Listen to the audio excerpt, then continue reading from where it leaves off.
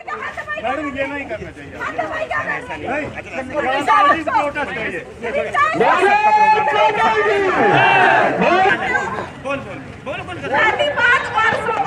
बात करने की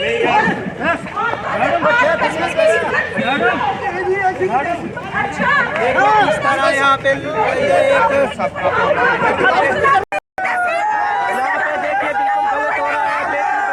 में जिस ढंग से जो आम लोग जो भाजपा की जन विरोधी नीतियों का विरोध करने के लिए वहां पे इकट्ठा यहाँ पे हुए थे और वहीं पे भाजपा का नेता आप वीडियो देख सकते हैं कि किस ढंग से लेडी जो काजल राजपूत यहाँ पे है उसका किस ढंग से उसके माइक छीना और किस ढंग से आपत्तिजनक बातें कहना मैं समझता हूँ बड़ा दुर्भाग्यपूर्ण आशा यहाँ पे है। इसकी जितनी भी निंदा की जाए उतनी ही कम है और भाजपा का असली चेहरा लोगों के सामने यहाँ पे आ रहा है जो बेटी पढ़ाओ और बेटी बचाओ की बातें यहाँ पे करते थे और आज उनके नारे खोखले साबित यहाँ पे हुए हैं। हम कड़ी निंदा करते हैं और सरकार को और प्रशासन को यही बात करते हैं कि फौरी तौर पे ऐसे तत्वों पे खिलाफ कार्रवाई की जाए ताकि कहीं पे भी ऐसी बेटियां जो अपने आवाज को बुलंद करने के लिए यहाँ पे निकलती हैं कहीं पे भी इस ढंग का हादसा ना पेश आ पाए। देखो देखो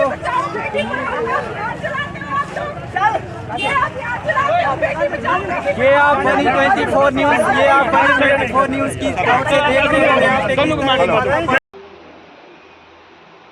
नाज़रीन आदाब, आप देख रहे हैं कश्मीर दास्तान मोहम्मद वैदुल्लाह के साथ। नाज़रीन, जिस तरह से 25 तारीख को जो है एक कॉल दी गई थी और उसमें बताया गया था कि कल यानी 26 तारीख को जो है प्रोटेस्ट होगी। जिस तरह से कि पीटीडी डिपार्टमेंट का जो लगातार हर महीने जो बिल भर रहा है उसके लिए प्रोटेस्ट बुलाई गई थी और उस प्रोटेस्ट में हमने देखा कि किस तरह से जो है कल एक महिला को जो है उनके साथ जो है जो बर्ताव किया गया वो काफ़ी शर्मसार था। जो एक मेरे समझ में है कि बनी के अंदर जो है पहली बार ऐसा हो रहा है कि एक यहाँ की बेटी के साथ जो है बदतमीज़ी की गई और वो भी जो साबका सरपंच बनी रहे हैं उत्तम चंद जी उनकी तरफ से जो है इनके साथ जो व्यवहार जो है काफ़ी ख़राब रहा। तो हमारे साथ अभी राजपूत जी हैं, हम इनके साथ बात करेंगे कि असल में वजह क्या हुई थी। मैम, आपका चैनल के अंदर बहुत बहुत स्वागत है। मैम, आप बताइए कि हुआ क्या था, मतलब शुरू कहाँ से हुआ था ये सब? सर, ये शुरू यहाँ से हुआ था कि जब सारे चौगान में सब इकट्ठे हुए थे वहाँ पर सब अपनी अपनी बात रख रहे थे, जबकि सबको यही बोला था कि कोई भी पार्टी के लिए बात नहीं करेगा, सब जो दिक्कत आ रही है तो वो कहाँ से है और उसका हल क्या निकाल सकते हैं इस बात पे जो है सभी बात करेंगे। तो पॉलिटिकल भी थे वहाँ पर, नॉन पॉलिटिकल भी थे, सभी मैक्सिमम पार्टीज़ के लोग थे वहाँ पर। तो क्या होता है कि जब वहाँ पर पहुँचती हूँ तो ऑलरेडी सब पहले से पहुँचे हुए थे। उसके बाद जैसे मैं पहुँचती हूँ एकदम से जो है कि मैं बोलने लगती हूँ क्योंकि सभी ने बोल लिया था और उसके बाद जो स्पीकर उन्होंने वहाँ पर रखे थे स्टेज होस्ट करने के लिए उन्होंने मुझे बोला कि अब आप बोलो।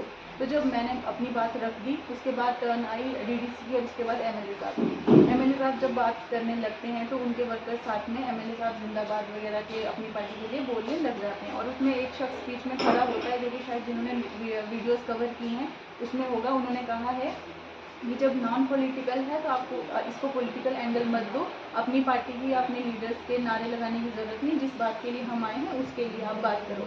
सेम चीज़ मैंने रिपीट की, मैंने सिर्फ इतना ही कहा कि मैंने कहा अगर आप नारे लगा रहे हो तो सरकार आपकी है, मैंने कहा प्रधानमंत्री आपके हैं, गवर्नर आपके हैं, पूरी एडमिनिस्ट्रेशन आपकी है, हर ऑफिस में अगर आपकी सुनवाई नहीं है इतनी पावर होने के बाद भी आप हम लोगों को ये बोल रहे हो कि हम बात करेंगे, तो मैंने कहा फिर हम लोग किसके पास बात करेंगे अगर आपको भी बात करनी है। वहाँ पर क्या हुआ कि जीवन लाल गुस्सा हो गए और वो मुझे वहाँ पर ही थोड़ा बहुत गुस्से में बोलना शुरू हो गया कि आप बैठ जाओ चुपचाप से, आप क्या बोल रहे हो, आप क्यों ये सब चीज़ें बोल रहे हो, पार्टी का क्या है इसमें, वो है सो है। मतलब जब पार्टी के लोग हैं, जब आप पार्टी की बात कर रहे हो तो आप कौन सा झूठा आश्वासन वहाँ पर लोगों को दे रहे हो, जबकि आपकी ही पार्टी इस चीज़ के लिए जिम्मेदार है। उनका ये था कि मैं सवाल ना करूँ या कोई सवाल ना करे, लेकिन जैसे कि कहा कि कोई पार्टी के लिए नहीं बोलेगा कुछ भी, वो कुछ अलग सा एंगल था, वो वहाँ पे ख़त्म हो गया। जो ये लड़ाई वाली वीडियो जो वायरल हो रही है ये होता है उसके बाद सभी एसडीएम ऑफिस की तरफ जाने के लिए कहते हैं कि एसडीएम ऑफिस जाना है, सभी बाजार का चक्कर काट के एसडीएम ऑफिस जाएंगे। तो जैसे हम बस स्टैंड के पास पहुँचते हैं तो वहाँ पर सबने माइक लगाई है, स्पीकर लगाया था, उसमें सभी जो है वो डिपार्टमेंट के खिलाफ, बिजली विभाग के खिलाफ नारे लगा रहे थे और बिजली के रेट कम करो, ये चीज़ें स्लोगन जो है वो बोल रहे थे। रोटेट होकर माइक मेरे पास आती है, पीछे से किसी ने मुझे माइक पकड़ाई कि अब आप बोलो। तो जब मैं नारे लगाने लगती हूँ, मैं 2-4 बारी बोलती हूँ, उसके बाद एकदम से विक्रम सरपंच मेरे पास आते हैं और मुझे कहते हैं माइक दे दो। मैंने कहा मैं बोल रही हूँ। कहते हैं माइक दे दो। वो जोर लगाना शुरू कर देते कि माइक दे। मैंने कहा मैं बोल रही हूँ, आप माइक क्यों मांग रहे हो मुझसे? आपने बोला, सबने बोला, मैं नहीं बोल सकती। और जबकि वहाँ पर पार्टी की भी कोई बात नहीं हो रही, इवन पार्टी के भी कोई नारे नहीं लग रहे, तो वो उन्होंने मेरे को एकदम से माइक छीन के ऐसे धक्का मार दिया, जो कि वीडियो में भी साफ तौर पर है, वीडियो में भी देखा गया है। जो वहाँ पर इतने सारे लोग थे जो आसपास थे उस वक्त क्राउड में, उन्होंने भी सबने देखा है, उन्होंने धक्का मार दिया एकदम से। और उसके बाद जब मैं भी आगे जाती हूँ, मैंने कहा ये कौन सा तरीका है, आप धक्का मार रहे हो, ये कौन सा। लेकिन वहाँ पर क्या होता है कि सब एकदम से शांत ऐसे हो जाते हैं कि ये हो क्या रहा है और क्या हो गया ये।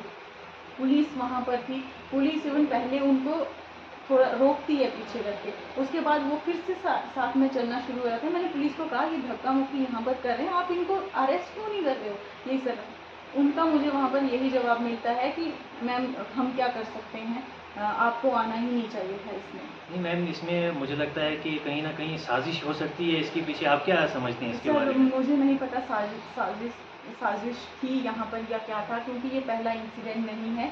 अब जिस तरह से कुछ लोग बोल रहे हैं कि बुजुर्ग हैं, हो गया, पहली बार का नहीं है ये। इससे पहले भी ये 2 बार सेम ऐसी हरकत रिपीट कर चुके हैं। या कुछ लोग जो कहेंगे कि ठीक है आपको भी नहीं ज़्यादा बोलना चाहिए था, या तो मैं इनके खिलाफ, या मैंने शुरुआत बदतमीज़ी मेरी, जिस तरह से ये इनका एक वीडियो ये बयान दे रहे हैं कि मैंने बोला है कि इन्होंने मुझे बोला कि मैं तुम्हारी टांग तोड़ दूंगी। पहली बात, मैं इस तरह के अल्फाज यूज़ ही नहीं करती, मैं इस तरह की बदतमीज़ी करती ही नहीं हूँ। और दूसरी, अगर ये सब चीज़ें होती तो फिर मैं बोलने पर नहीं, फिर मैं करने पे विश्वास रखती हूँ। मैंने तू तड़ाक करके भी मैं बात नहीं करती, आज तक नहीं करती। अगर वो इतनी हद तक वो आए थे, उसके बावजूद भी आप वीडियो में देख सकते हो, वो रिकॉर्डिंग सुन सकते हो जहाँ पर वो आवाज़ें आ रही हैं, उसमें भी मैंने तू तक भी बात नहीं की है।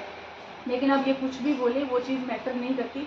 मेन ये चीज़ है कि ये कुछ साजिश के दौरान कर रहे थे या क्या कर रहे थे, लेकिन ये पहली दफ़ा नहीं था, 2 बार पहले भी ये कर चुके हैं और वो वीडियो भी सामने आए थे। इनका यही रहता है कि कोई ना बोले, कोई हमारी पार्टी के खिलाफ ना बोले या हम लोगों के खिलाफ ना बोले, बनी में बस कोई बोले ही ना। मेन इनका यही रहता है। यहाँ पे आपको रोकूंगा कि यहाँ पे जो इसको यहाँ पे मतलब प्रोटेस्ट के लिए जब बुलाया गया था, तो उसमें तो कोई जिक्र ही नहीं था पार्टी का, तो ऑल पार्टीज के मतलब कोई भी आ सकता था, ऐसे इनवाइट किया था। लिखा था कि पॉलिटिकल, नॉन पॉलिटिकल, कोई भी उसमें आ सकता है। जबकि मुझे कई लोगों ने फ़ोन करके बोला था, इवन तारीख तक भी हम खुद लोगों ने डिसाइड करी थी कि कब तक आना है, कितने इलाकों से, अब कितने सारे लोग जो हैं जो हमने बुलाए थे, इस तारीख को आना है, इतने बजे आना है, कुछ कईयों ने बुलाए थे, अपने अपने जिनके जहाँ तक कॉन्टैक्ट थे सब ने उस हिसाब से बुलाए थे। तो इसमें तो ये सब चीज़ें बोलने वाली कि हाँ आप वो नहीं बोल सकते या कुछ नहीं बोल सकते, मगर हाँ किसी के खिलाफ नहीं बोलना है, या कोई नहीं बोल रहा था, मुझे दिखा दें कि मैं उनके खिलाफ कुछ बोला या उनको गाली गलौज की, तो मुझे बताएं वो। नहीं मैम, जिस तरह से मतलब नारा लगता है कि आप जो है सुरक्षित के मतलब उसके ऊपर जो है राइट्स के ऊपर जो नारे ना, इनके नारे, वुमेन सेफ्टी के ऊपर जितने भी नारे इनके पहले से भी हमें पता थे और हम बचे थे इन चीज़ों से कि हमारे साथ नहीं थी। आज वो भी इन्होंने साबित कर दिया, क्योंकि बनी में शायद मुझे नहीं लगता था कि ऐसी चीज़ें होंगी। बाहर तो हम आए दिन इनके नेताओं के, इनके वर्कर्स के, इनके लीडरों की हम बातें सुनते रहते हैं, वीडियोस न्यूज़ में देखते रहते हैं, किसी के साथ रेप कर दिया, किसी को मार दिया, किसी के साथ गुंडागर्दी कर दी, वो हम आए दिन देखते रहते हैं। लेकिन बनी जैसे इलाके में मैंने एक्सपेक्ट नहीं किया था कि ऐसा कुछ होगा।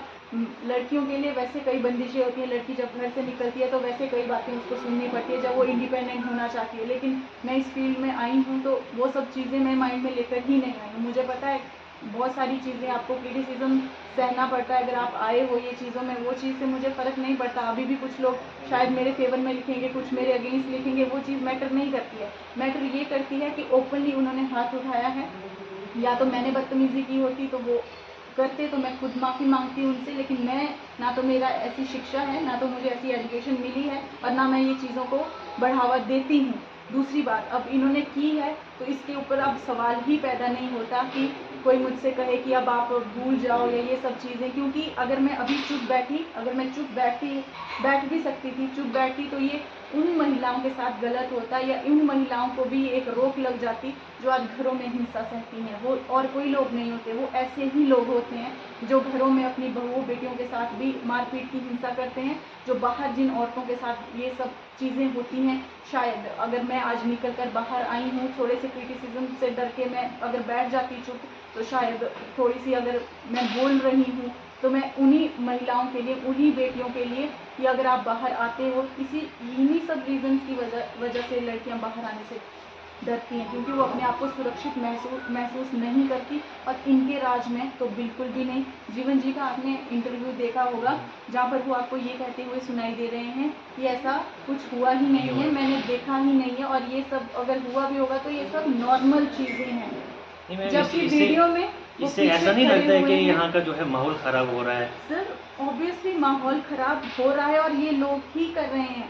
पीछे खड़े हुए हैं, सामने खड़े दिखाई दे रहे हैं, और उसके बावजूद भी ये बोल रहे हैं कि मैंने देखा नहीं, और उसके बाद कह रहे हैं कि अगर हुआ है तो ये आम बात है। और वो उन्होंने झूठ नहीं कहा, आम बात सच में है। इनके राज में ये आम बात ही है, लड़कियों के साथ रेप कर दो, मार पिटाई कर दो, ये इनके राज में आम बात है। वो उन्होंने बिल्कुल सही कहा है, मुझे कोई दो यहाँ राय पे नहीं है। एक ये भी मतलब हो सकता है कि जो सियासी तौर पर जो हैरेसमेंट किया जा रहा है आपको। देखिए सर, बनी में जब सियासत का शायद मुझे उतना नॉलेज नहीं होगा, लेकिन मैं जब से सियासत में आई हूँ, मैंने बनी में एक चीज़ देखी है, मैंने यहाँ पर स्ट्रॉन्ग अपोजिशन नहीं देखी। मुझे 2 साल हो गए डीडीसी इलेक्शन हुए, तब से मैं यहाँ अपोजिशन में, और मैं शायद कोई मौका नहीं छोड़ती जहाँ मुझे बोलने का मौका मिलता है, मैं पब्लिक के लिए बात करने का मौका मैं छोड़ती नहीं हूँ। मैं ज़रूर वहाँ पर बात रखती हूँ, लेकिन हमेशा कोशिश यही होती है कि मैं वहाँ तक ना पहुँचूँ और मैं बात ना रख पाऊँ। पहले से ही स्टेज को ग्रैब कर लिया जाता है कि उनके बंदे की हाँ माइक ना दी जाए, या पहले भी 2 बार ये इंसिडेंट हो चुके हैं और अब फिर से वही चीज़ है। तो चुप रहने वाली बात नहीं। मुझे नहीं पता पब्लिक मुझे इसमें कितना सपोर्ट करती है या कितना नहीं करती है, लेकिन मुझे अगर ये लड़ाई अकेले भी लड़नी पड़े, आज मेरे साथ कई लोग पुलिस स्टेशन चले थे और उनको लगा है कि गलत है, और मैं बनी की पब्लिक से भी ये रिक्वेस्ट करती हूँ कि ये सिर्फ मेरे अकेले की बात नहीं है, कई महिलाओं की और आपकी भी बात है कि कल को किसी के साथ भी ये चीज़ें हो सकती हैं। अगर आज चुप बैठेंगे तो कल को शायद आपको बड़ी जगह चुप बैठना पड़ेगा। और ये गुंडागर्दी मेरे साथ ही नहीं, बहुत लोगों के साथ ये लोग करते हैं और कर चुके हैं। मैम, आप आज स्टेशन पे गए थे, वहाँ पे आपने जो है कंप्लेंट की है, तो इसके बाद आप क्या मतलब आश्वासन उन्होंने दिया, क्या SHO साहब ने क्या बोला? सबसे पहले तो मुझे हैरानगी की बात और मुझे वो चीज़ अच्छी नहीं लगी कहीं ना कहीं कि अभी तक उनको अरेस्ट नहीं किया गया है। सारी वीडियो सामने हैं, सब लोग गवाह हैं, अभी तक उनको अरेस्ट नहीं किया है। FIR उन्होंने कहा है कि हमारे पुलिस वाले भी थे, उनके थ्रू हमने आपकी वो सबमिट कर दी है, क्या किया है, और कह रहे हैं कि अब हम जो आई विटनेस हैं उनके बयान लेंगे, हम करेंगे, ज़रूर करेंगे, हमें यही कहा गया है। लेकिन जो मुझे लगता है कि अभी तक वो होने चाहिए थे अरेस्ट। मैम, यहाँ पे अभी तक मतलब वीडियोस जो है इतनी वायरल हो चुकी हैं कि उसमें साफ जो दिखाई दे रहा है, जो मतलब मेरी नॉलेज के अंदर है, उसके बाद भी SHO सर जो है आपसे प्रूफ मांग रहे हैं उस चीज़ का। कहीं ना कहीं इनके ऊपर भी तो नहीं है ऐसा कि इनके ऊपर भी इस चीज़ का दबाव पड़ रहा है? आज ऑफिसर इतना परेशान है ना, हर एम्प्लॉय आज बहुत परेशान है, क्योंकि दबाव बहुत है उनके ऊपर। SHO साहब के ऊपर भी नो डाउट हो सकता है, होगा, आई एम श्योर होगा। और लेकिन मैं तो जम्मू कश्मीर पुलिस से गुहारी लगा सकती हूँ कि सब चीज़ें सामने हैं, और सब कुछ देखते हुए भी अगर इंसाफ नहीं मिलेगा, उन्हें सज़ा नहीं मिलेगी, तो शायद दोबारा कोई भी कानून पर विश्वास नहीं करेगा, और दोबारा कोई भी बेटी जो सपने लेकर या कोई भी महिला जो बाहर निकलने की हिम्मत रखती होगी या कोशिश करती होगी या चाह रखती होगी, वो नहीं निकलेगी, क्योंकि शायद आपकी कहीं ना कहीं कमज़ोरी रह रही है। ठीक है, हमारे साथ बात करने के लिए बहुत बहुत शुक्रिया।